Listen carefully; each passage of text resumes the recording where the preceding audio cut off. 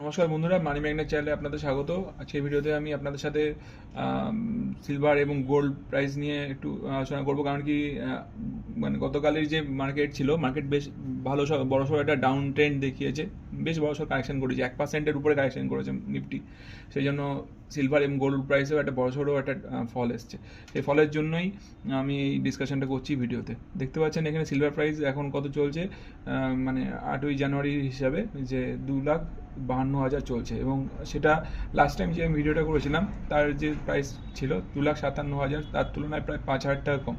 এবং all time high যেটা last time ছিল সে 2,62,000 তুলনায়ও বেশ নিচে, মানে 2,62,000 যে হিসাব করি 10,000 টাকা প্রায় ডাউন রয়েছে। তো হিসাব মতো দেখতে গেলে সিলভার প্রাইসে একটা বড় ডাউন দেখতে পাচ্ছি, ডাউনফল দেখতে পাচ্ছি। এবং সেমভাবে আমরা যদি গোল্ড প্রাইসেও দেখি, গোল্ড প্রাইসও প্রায় 1,40,000-এর আশেপাশে ছিল, সেখান থেকে একটু ফল এসছে এখানে। তো এর কারণ যদি জিজ্ঞেস করেন, এর কারণ হিসাবে মার্কেটে একটা বড় জিনিস আসছে, সেটা হচ্ছে মার্কেটে এটা রিব্যালেন্সিং হয়েছে। এটা গোল্ড আর সিলভার প্রাইসের মধ্যে একটা রিব্যালেন্সিং হয়েছে, কারণ এই রিব্যালেন্সিংয়ের জন্যই এই প্রাইসটা একটা ফল আমরা দেখতে পাচ্ছি।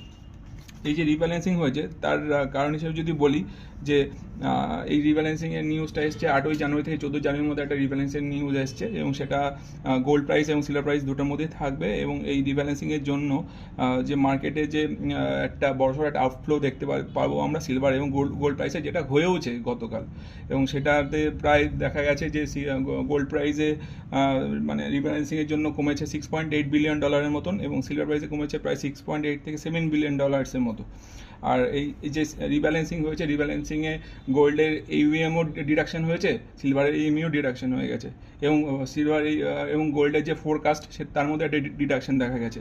সিলভার আর গোল্ডের যে মানে যদি আমি এমটা আমি মানে অ্যাসেট আর আন্ডার ম্যানেজমেন্ট আমি আপনাদের সাথে আলোচনা করি, তাহলে বলতে হবে গোল্ডের অ্যাসেট ম্যানেজমেন্ট মানে ইউএম ছিল হচ্ছে $33 বিলিয়ন মতন, এবং সেটা 2026-এ এস্টিমেট করা হচ্ছে $27 বিলিয়ন মতো টার্গেট দেওয়া হচ্ছে।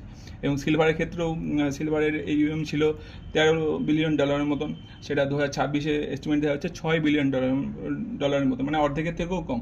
তাহলে দেখা যাচ্ছে যে সিলভার প্রাইস এবং গোল্ড প্রাইসে একটা বড় সড়ো ডিরেকশন হওয়ার চান্স রয়েছে। এবং আমি বলবো এই মতো পজিশনে আপনাদের কী করা উচিত, আপনারা একটা মানে প্রফিট বুকিং করতে পারেন পার্শিয়াল হিসাবে। যারা বড় সড়োভাবে ইনভেস্টেড আছে তারা একটা পার্শিয়াল বুকিং করতে পারেন করলে আমি মনে করি তাদের একটা প্রফিটের ভালো একটা পার্সেন্টেজ হাতে চলে আসবে। যাই হোক, এটা আমার মত। আপনারা কী করবেন সেটা আপনাদের ফাইন্যান্সিয়াল অ্যাডভাইসের কাছ থেকে অ্যাডভাইস নিয়ে করবেন। এই ভিডিওটা এই পর্যন্ত কেমন লাগলো সেটা আমায় জানাবেন কমেন্ট করে। যদি ভালো লাগে আমার চ্যানেলের ভিডিও, তাহলে আমার চ্যানেলটা সাবস্ক্রাইব, চ্যানেল লাইক করে আমার পাশে থাকবেন এবং আমার চ্যানেলটা গ্রো করতে হেল্প করবেন। ধন্যবাদ।